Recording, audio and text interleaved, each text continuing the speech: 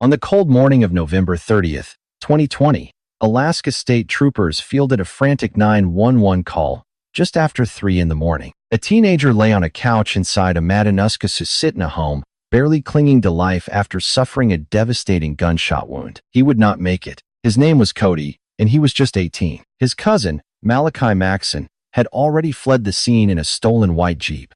But Cody was only the first stop on a night of absolute terror. What unfolded over the next 30 minutes inside 2 separate homes in the Mat-Su borough would leave an entire Alaskan community reeling and a family forever broken. At 18, Maxson had already been spiraling for months. Starting in July of 2020, he racked up 3 different charges for attacking family members. He targeted his mother, then his stepfather, and finally his uncle. His mother reported his intense drug use, while his stepfather warned that the teen was slipping into deep psychosis. During one violent clash, Maxson was highly erratic and barely coherent, insisting that people were coming to the house to kill him. Yet, despite this alarming pattern of escalation, with 3 dangerous incidents involving 3 different family members in just 5 months, Maxson was somehow let out of custody on November 23rd, barely a week before the tragedy, on $500 cash bail and a $2,500 bond posted by his mother. The very woman who bailed him out would soon become one of his targets. Palmer District Court Judge Sean Traynor ordered him to wear an ankle monitor, banning him from entering specific family members' neighborhoods. That GPS device would become a critical piece of evidence, tracing his exact path minute by minute on that horrific night. How does a teenager with 3 violent charges against his family walk free on $500 bail? And what happens when a broken system triggers a family's ultimate nightmare? Security cameras caught Maxson leaving Cody's house at 3:05. By 3:30, his ankle monitor placed him on North Valley Way, Palmer, outside the apartment of his 43-year-old aunt, Kimora Buster. He smashed a window, and indoor security audio recorded the chilling sounds of shattering glass and footsteps crunching over the shards. Kimora Buster was found dead on the floor. 2 of her young children lay dead in their beds. A third child, only 6 years old, was found physically unharmed, lying next to one of the victims. Spent casings suggested Maxson pulled the trigger on that child too, but the rounds misfired. 4 innocent lives ended that night. The murder weapon was a stolen semi-automatic Glock pistol, snatched from Cody's home earlier that night. Detectives reconstructed the grim timeline using GPS tracking, security camera footage, and audio files from both scenes. Yet, despite everything, they could find no motive, no arguments, no heated words, no note, and absolutely no clear trigger. Just a deeply troubled teen, a system that set him free, and a night of violence nobody saw coming. At 4:07 in the morning, troopers stopped Maxson near Mirror Lake. While being transported, he fought to escape, lunged at an officer, and tried to snatch a trooper's gun before being pinned down. 2 days later, he assaulted a female guard at the Mat-Su pretrial facility. Maxson faced 4 counts of first-degree murder, along with charges for attempted murder and weapon theft, stealing a vehicle, and multiple assaults on law enforcement officers. During his arraignment, he flatly refused to speak or cooperate, staring blankly into space.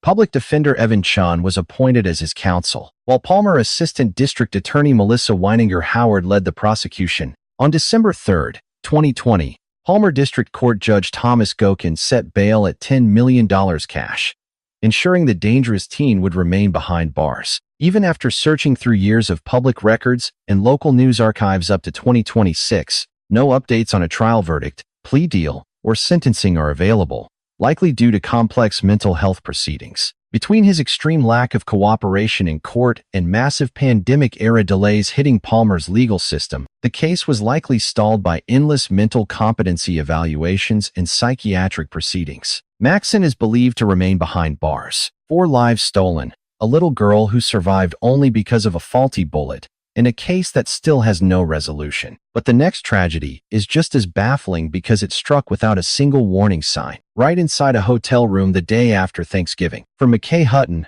November 25, 2016, began with terrified hotel staff at the Hampton Inn and Suites Inn, Fairbanks, Alaska calling the police to report a disturbance. It was just before 1:25 in the afternoon when arriving officers found a distraught man weeping in the second-floor hallway. The man was Al Hutton, a retired local patrol officer. He pointed police toward a nearby room, where they discovered 4 lifeless bodies. His young son, McKay Hutton, had gunned down his own mother, his wife, and their tiny baby daughter, before finally turning the weapon on himself. Investigators recovered only a single firearm at the scene. There was no suicide note, no public arguments, no history of violence. No substances were involved. Nothing that anyone could look at and say, that is where it all shattered. McKay lived in North Pole, Alaska. His 54-year-old mother, Linda, was a dedicated registered nurse. His 22-year-old wife, Emily McDonald, worked as a nursing assistant at an assisted living facility nearby. Their sweet newborn daughter, Tegan, was only 8 weeks old. Emily also had a young son from an earlier relationship, but luckily, he was not at the hotel. The young family was staying at the hotel because they were preparing to move out of Alaska. A fresh start.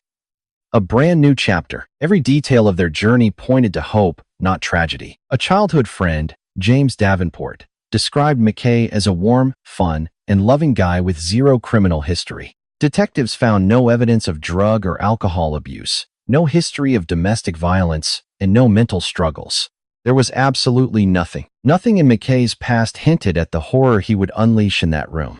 What drives an ordinary man with no criminal record and no apparent grievances or warning signs to suddenly destroy the people he loved most? To kill a mother who spent her life nursing others and a tiny daughter who was only 8 weeks old? That was the mystery detectives desperately tried to solve, interviewing friends, family, co-workers, and neighbors. They dug deep into phone logs and bank accounts. Yet, they found nothing.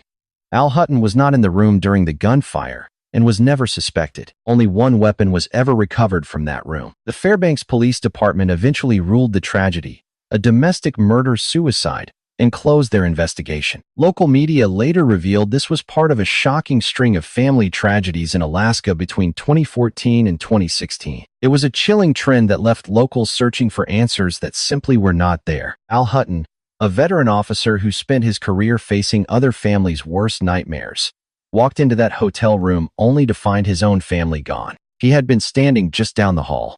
McKay was 22.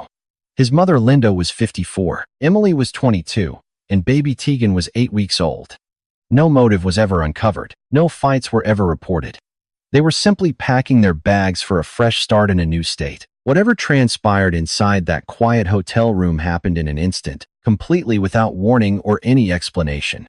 Today, it stands as one of the most devastating mysteries in Alaskan history. There were simply no signs, no warnings, no explanations. But our next case is different, because here, the evidence pointed in one clear direction from the very beginning, and the culprit had spent 20 years preparing for the exact moment everything fell apart. Anthony Pisano. On September 12, 2017, shortly before 10 in the morning, a retired Army sergeant walked into Bullion Brothers, a precious metal shop at 3201 Spinard Road in Anchorage. By the time it ended, 3 men were dead, and the killer had once called one of them a friend. Anthony Michael Pisano had served roughly 20 years in the United States Army, reaching the rank of Sergeant First Class with the 4th Brigade Combat Team Airborne, 25th Infantry Division at Joint Base Elmendorf-Richardson. He was a former paratrooper who had fought in the 2003 invasion of Iraq. He retired on July 31, 2017, roughly 6 weeks before the shootings. He ran a firearms instruction and security business and was married with 2 young children, with no prior record. But prosecutors later revealed he carried $90,000 in credit card debt. Was financial desperation enough to make a decorated soldier betray the very people who trusted him? The evidence suggests it was. Security footage showed that the day before the incident, Pisano had checked the cash inside the shop safe. He knew exactly what was inside. On September 12th, he disabled the security cameras 40 minutes before entering. He also brought a black box containing road flares and 2 bottles filled with gasoline, suggesting he intended to destroy all the evidence after the fact. This was no crime of passion. This was calculated down to the last minute. Pisano shot and killed co-owner Stephen Cook, 31, who had once been his friend. The other co-owner, Michael Dupree, 26, wrestled the gun away and fled outside to call 911. 2 neighbors from the same building, 48-year-old Kenneth Hartman and Daniel McCready, 31, heard the noise and rushed to help. Both were shot. Prosecutors stated Hartman was executed with a shot to the head, calling both killings acts of desperation to silence witnesses. Pisano fled the scene in his vehicle. Over the next few minutes, He called his wife and several police officer friends he made during his years at the base. He never called 911. He made no attempt to help the dying men inside the shop. Eventually, he drove to the Anchorage Police Department Training Center, where officers took him into custody without a fight. The road to justice would be long. His defense argued that Dupree actually killed Cook during a dispute, and that Pisano only acted in self-defense. The first trial began in February 2020, but ended in a mistrial when the courthouse shut down due to the pandemic and the jury failed to reach a verdict. But between the two trials, a shocking secret came to light that revealed just how far Pisano would go to escape justice. While awaiting retrial, he tried to hire another inmate to kill the only surviving witness, Michael Dupree. They exchanged coded letters to hide the murder plot from jail guards. That inmate, known only as Herman, passed away before the second trial ever started. Still, the judge admitted their coded letters into evidence during the sentencing phase. This added another chilling layer to a man who would stop at nothing to escape justice. The second trial started on August 14, 2023, before Judge Jack McKenna in Anchorage Superior Court with prosecutors Brittany Dunlop and Kristen Tindy leading the state. The trial lasted nearly 3 months, with over 1,000 pieces of evidence and 50 witnesses taking the stand. On November 6, 2023, the jury found Pisano guilty on all 10 felony counts, 3 counts of first degree, 6 of second degree, and 1 count of third degree harm. It had taken over 6 years, 2 trials, a pandemic, and a desperate prison plot to finally bring justice. In May 2024, a judge sentenced Pisano to 300 years. That was 99 years for each victim, plus extra time for remaining charges. It was the maximum under Alaska law. The court labeled him a worst offender, a title saved only for the state's most horrific crime. Dupree, the survivor who fought him for the gun that morning, eventually fled the state to keep himself safe. Today, Pisano is locked away in an Alaskan state prison. He ruined 3 lives and nearly stole a 4th, all over a debt he just couldn't face. But this next case gets even more terrifying. The killer was never handcuffed, never charged, and never had to face a jury. They only discovered his identity after he was already gone. James Dale Ritchie. During the summer of 2016, terror gripped Anchorage. Bodies were turning up in public parks, dark bike paths, and thick woods. Every victim was shot in the dark, with absolutely no connection between them. For months, detectives worked in absolute secret. They knew the ballistic evidence matched. A single gun was behind every murder, but police couldn't dare tell the public. If the killer realized detectives were closing in, he might destroy the single piece of evidence that linked all his crimes together. James Dale Ritchie was born on November 4, 1976, growing up in Anchorage's Wonder Park neighborhood. Known on the streets as Tiny, he attended East Anchorage High School, becoming one of the most gifted athletes they had ever seen. He won state championships in 1994 for both football and basketball, playing alongside future professional sports stars. He even scored 1,200 on his college entrance exam, drawing recruitment interest from West Virginia University. A bright future was right there. But just before his big college trip, his best friend, Quincy Thompson, died. Something inside Ritchie snapped. He quit college after just 1 semester, heading straight back to Alaska. He never returned. What happens when a life of endless promise takes a dark, irreversible turn? For Ritchie, the drop was devastating. By 1998, he was deep into street life and dogfighting. Over the next few years, his criminal record steadily grew. In 2005, he was busted for a home invasion involving zip ties and 2 handguns. After serving about 2 years behind bars, he bought a Colt Python, a .357 Magnum revolver, the very gun that would tie his future crimes together. In 2013, Ritchie moved out to Virginia, where by all accounts he lived a quiet, law-abiding life. He got into a relationship and stayed out of trouble. For 3 years, it seemed his past was behind him. But after a bad breakup in March 2016, something snapped. He headed back to Alaska, dug up his hidden Colt Python, and even tried getting mental health help. But whatever help he found, it wasn't enough. About 4 months after arriving back in Anchorage, the killing started. On July 3, 2016, Brianna Foisey, 20, and Jason Netter Sr., 41, were found dead by a passing cyclist near Ship Creek around 7:45 in the morning. Foisey had been living on the streets. Any connection between her and Netter remained a mystery. On July 29, 21-year-old Travian Thompson, the son of Richie's old friend Bobby Thompson, was shot multiple times while riding his bike home from work around 3 in the morning between Dubin Avenue and Boland Street. 3 girls saw Richie lurking in the woods and heard the gunshots. Their descriptions helped build a composite sketch that was a dead ringer for Richie. Then, on August 28th, Kevin Schuyler Turner, 34, and a well-known environmental activist, Bryant Chuhusin, 25, were found murdered in Valley of the Moon Park at 1:42 in the morning. Detectives believe Chuhusin simply crossed paths with Richie at the worst possible moment. Wrong place, wrong time. 5 lives were taken in less than 2 months, all with the same revolver, all under the cover of night, without a single clear motive. State ballistics experts eventually linked the evidence from every single scene, but they made a deliberate choice to hide this from the public and the families. The logic was simple, yet agonizing. If the shooter realized that police had linked all his crimes to one specific weapon, he might toss it aside, destroying the single physical link tying him to the crimes. It was a high-stakes gamble. Grieving families were left in the dark while a predator hunted. Then, on November 12, 2016, the horror ended in a way nobody could have predicted. At around 4:30 in the morning, Anchorage police officer Arn Salau was handling a routine call about an unpaid taxi fare when he noticed James Ritchie walking down 5th Avenue. It was a completely routine stop. Salau had absolutely no idea who he was dealing with. When he asked the man to stop, Ritchie pulled a Colt Python and fired without warning, shooting the officer 6 times. Bleeding heavily, Salau fired back and wrestled his attacker to the ground. Sergeant Mark Patsy rushed to the scene and opened fire. Ritchie collapsed and died right there on the pavement.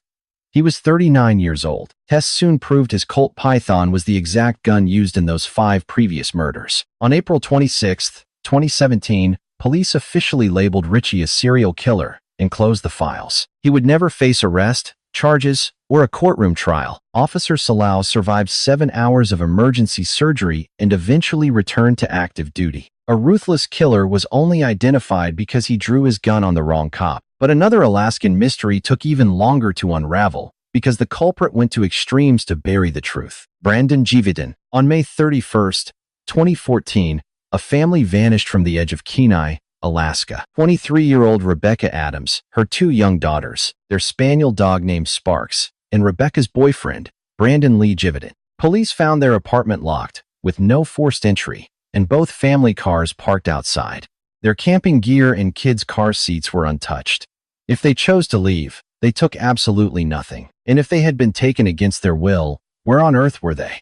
37-year-old Jeeveden was a West Virginia native and Air Force veteran who moved to Alaska after his discharge.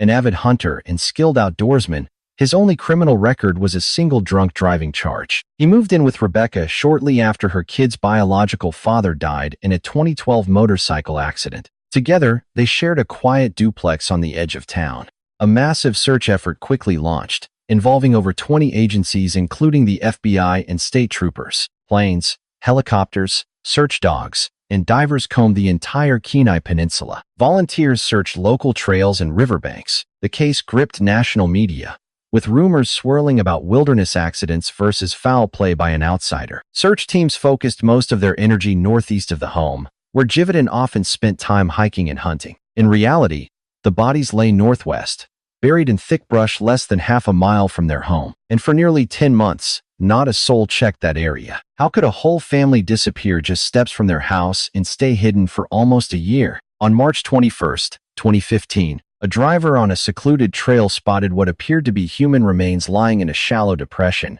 roughly 15 yards off a path near Alpine Drive. Almost 10 months had gone by since anyone had last seen them alive. A harsh Alaskan winter had kept the grim scene buried under deep snow. As the spring ground thawed, the dark truth finally surfaced. The searchers found all 4 family members, Rebecca, her 2 little girls, and their dog lying together. Nearby, they uncovered the remains of Givens. Investigators recovered 2 handguns at the scene, both purchased by Givens, with their holsters still on his body. 5 spent shell casings lay scattered nearby in the dirt. Detectives concluded that Givens had led his family and their dog into the deep woods on foot, taking them less than half a mile from their front door, where he shot Rebecca, both of her young daughters, and their dog, before turning a gun on himself. Carrying 2 weapons suggested he either feared a malfunction or had planned his horrific act with grim thoroughness. This tragedy unfolded on or around May 27th, 2014.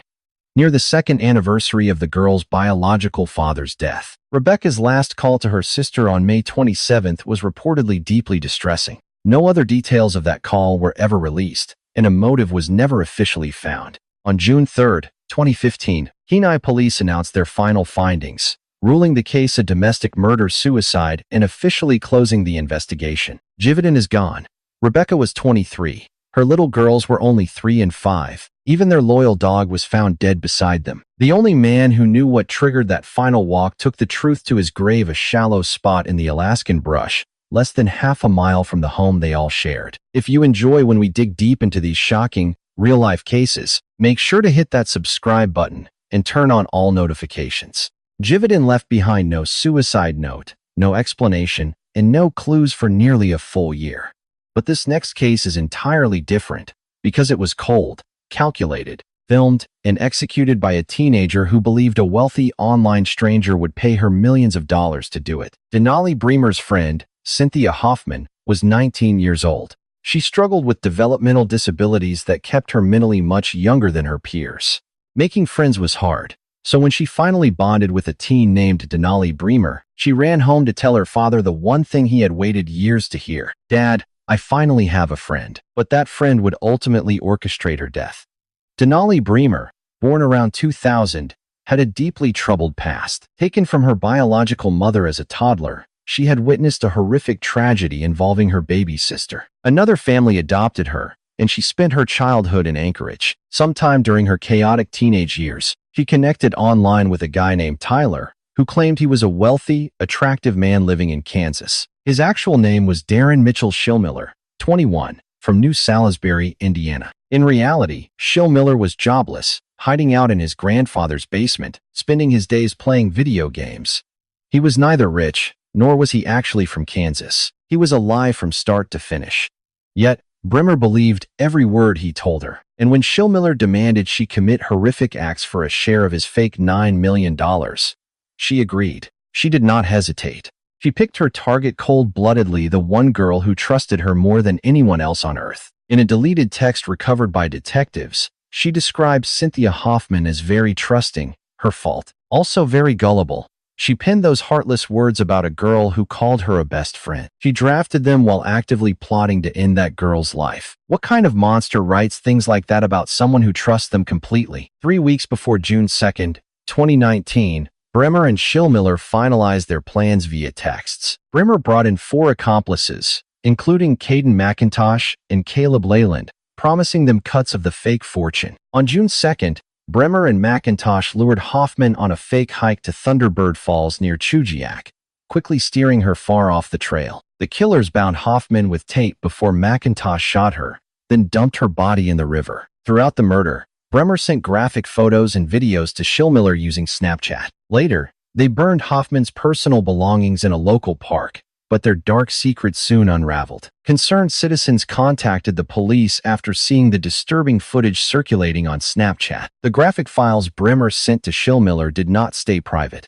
They spread rapidly. Even Bremer's biological mother, Nicole House, who had reconnected with her daughter just 6 months prior, went straight to detectives after Bremer confessed a twisted version of the truth. Investigators retrieved the deleted digital notes detailing Hoffman and recovered the chat messages where the 2 suspects plotted the entire execution. With overwhelming digital evidence, Bremer pleaded guilty to first-degree murder on February 15, 2023. On February 12, 2024, Judge Andrew Peterson sentenced her to 99 years with none suspended, labeling her a worst offender, a grim designation reserved only for the most heinous cases in Alaska. She also received a concurrent 30-year federal sentence for conspiracy in a related case on March 4, 2024. Schillmiller got 99 years from the state, plus 30 years federally. McIntosh, the shooter, got 85 years with 15 suspended, while Leyland received 40 years with 10 suspended. Currently, both Bremer and Schillmiller are appealing their prison sentences. Then came the most heartbreaking twist.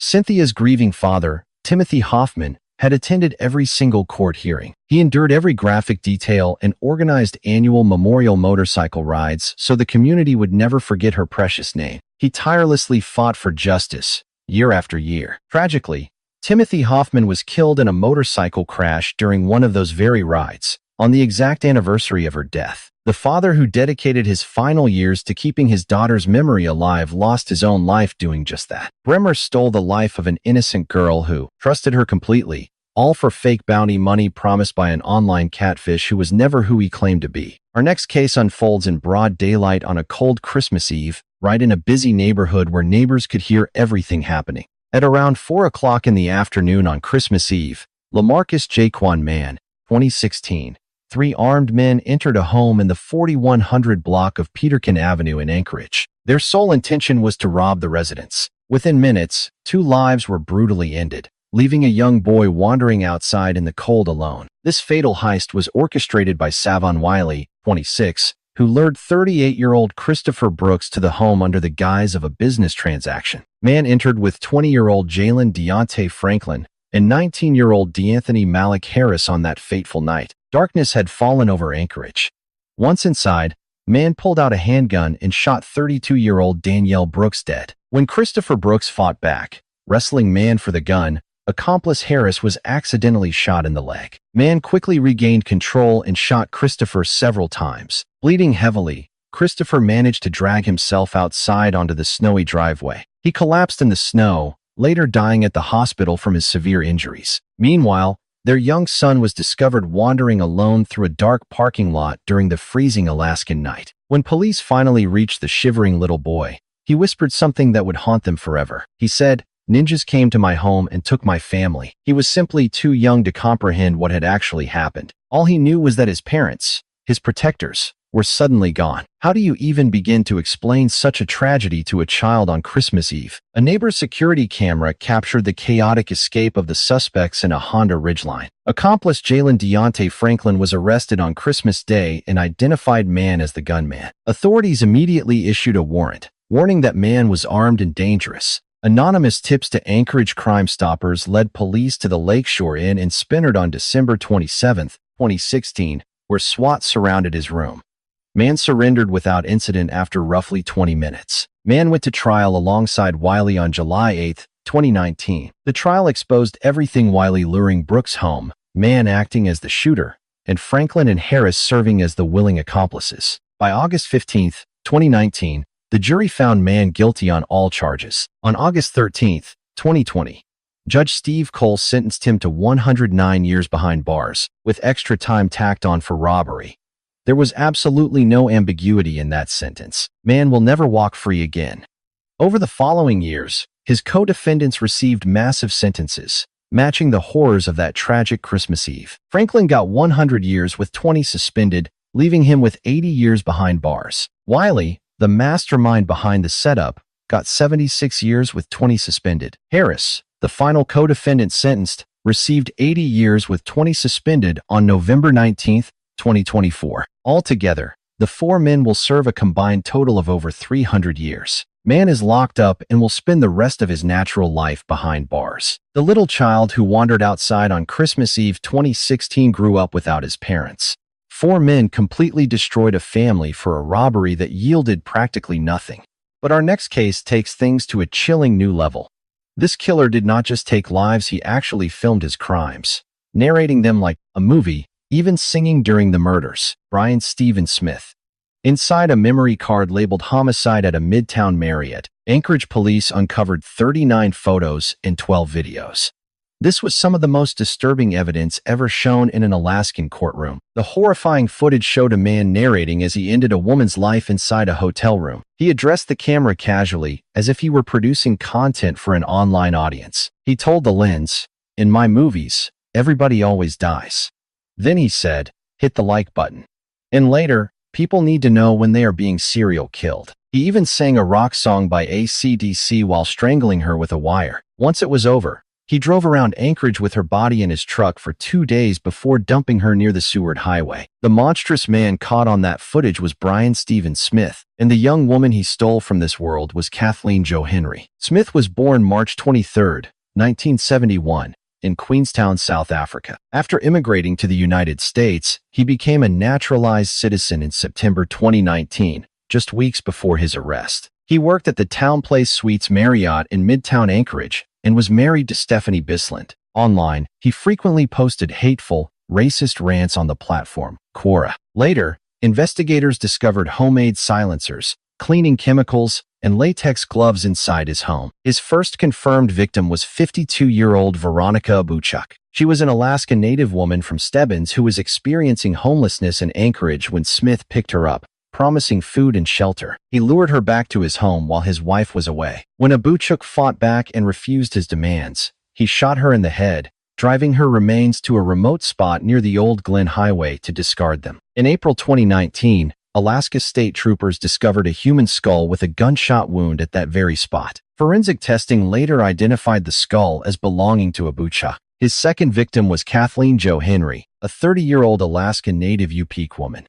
On September 4, 2019, in room 323 of the Town Place Suites, where Smith had used his employee discount to rent a room, he tortured and strangled Henry with a wire, filming every horrific second. He dumped her body along the Seward Highway, where travelers found her remains on October 2nd. How did anyone discover these horrors? It was through the most unlikely break in Alaskan crime history. A woman named Valerie Kassler stole Smith's phone from his truck, discovered the footage, transferred it to an SD card, and ran straight to the police. Right away, detectives recognized Smith's unique South African accent from an earlier investigation. He was arrested on October 8, 2019, at Ted Stevens Anchorage International Airport, where he gave an 8-hour videotaped confession.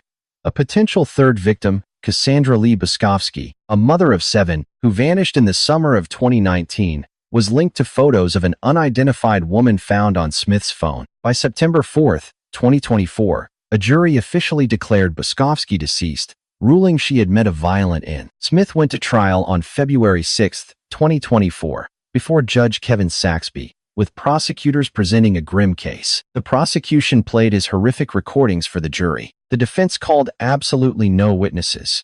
There was simply nothing left to say. On February 22nd, after less than 2 hours of deliberation, the jury convicted him on all 14 counts, including 2 counts of first-degree murder, evidence tampering, and abusing human remains. They also determined that Henry had been subjected to extreme physical suffering, which triggered a mandatory 99-year prison sentence. On July 12, 2024, Judge Saxby sentenced Smith to 226 years 99 for each life stolen, plus 28 for other charges. The judge told him directly, "There is no hope. There is no restoration. There is only preventing Mr. Smith from ever doing this again." Federal prosecutors also indicted him for fraudulently obtaining his citizenship while hiding the fact that he had already committed 2 heinous acts. Smith appealed his conviction in October 2024. He remains behind bars in Alaska after filming his crimes like a sick reality show. But our next case follows a man who confessed to 5 separate murders over 13 years, slipping right through a jury's fingers once, only to strike again. His name was Joshua Allen Wade, widely feared as Alaska's most notorious serial killer. He admitted to ending 5 lives over 13 years. He was acquitted once, convicted once, and secured plea deals across 2 different court systems, confessing to 3 more killings to get a prison transfer, before being found dead in his cell in 2024. His dark legacy exposes a system that repeatedly failed to stop a monster who barely even hid his crime. Wade was born on March 18, 1980, in Montana, moving to Anchorage as a young child. He suffered severe abuse as a young boy, targeted by an acquaintance of his mother. Wade was constantly in trouble at school, even getting caught with a handgun as a teenager. His own family warned others about his deep-seated hatred for women, especially Alaska Native women. When someone openly shows the world how dangerous they are, how many warnings does the system ignore before taking action? His reign of terror began in May 1994, when Wade was a mere teenager, perhaps too young to comprehend the finality of his actions. John Michael Martin, a 38-year-old man battling schizophrenia, was found shot dead on a bike trail near Northern Lights Boulevard. That murder went unsolved for 20 long years. With no witnesses or forensic evidence, Martin's name was buried deep inside a cold case file. In December 1999, 30-year-old Henry Ongtawasruk was found shot inside a Knik Fairview motel room. Ongtawasruk also struggled with mental illness, with no link to Wade. His case immediately went cold as well. Then, on September 2, 2000, The body of 33-year-old Della Brown was found in an abandoned Spinnerd shed. Wade had brutally beaten her with a large rock. He shamelessly showed her body to acquaintances who drifted in and out of the shed over several days. Soon after, Wade was charged with Della Brown's death. The evidence was staggering. Several eyewitnesses placed him directly at the crime scene. He had even boasted about the corpse. Yet, in April 2003, a jury acquitted him of murder. Instead, he was convicted only of tampering with evidence and given just 6.5 years. He served barely a single year before being released back onto the streets of Anchorage. Tragically, on that exact same night in September 2000, Wade had claimed another victim, an unidentified man, knocking him unconscious, locking him in a car trunk, and later shooting him to death. To this day, that victim's identity remains a mystery. He walked free, but 4 years later, he struck again. On August 3, 2007, Wade broke into 52-year-old Mindy Schloss's home. She was a nurse practitioner living right next door on Cutty Sark Road, in Anchorage's Sand Lake area. He knew her routine. After binding her with zip ties, he forced her to surrender her ATM card and drove her to the woods near Wasilla, where he shot her in the back of the head using a .45 caliber Glock. He then destroyed her remains, dumped her car at the airport, and withdrew $500 twice with her card. Two of his ex-girlfriends recognized him from security footage captured near that ATM. Following a tense hostage standoff, he surrendered to police on September 2, 2007. On February 17, 2010, Wade accepted double plea deals in 2 separate courts. In state court, Judge Philip Volland handed him 99 years, with no parole until age 95. In federal court, Judge Ralph Beislein sentenced him to life without parole for carjacking resulting in a fatality. The federal plea spared him from the death penalty. During sentencing, Wade actually offered an apology. He seemed truly sorry. Watching from the gallery, his father briefly believed his son was finally taking responsibility. But when Judge Beislein called him heartless, selfish, and a coward, Wade snapped. He screamed at the judge, "What about the men I've taken?" revealing secrets no one in that room knew about. His father later admitted he had been deeply moved by what looked like genuine regret. And then his son opened his mouth. In 2014, Wade confessed to 3 more crimes, including Martin, Ong Thu Nguyen, and that nameless victim, all to get a transfer from Alaska's Spring Creek prison to a federal facility in Indiana. He wanted out of the state. The FBI believed his true victim count could reach into the dozens, but Wade offered nothing more. On June 14, 2024, Wade was found unresponsive inside his cell at Indiana State Prison in Michigan City. He was pronounced dead at 44. An autopsy was performed, but the official cause of death remains a secret. To this day, at least one of his victims has never been identified, and the FBI fears there are many more victims whose names we may never know. For decades, Wade showed everyone exactly who he really was.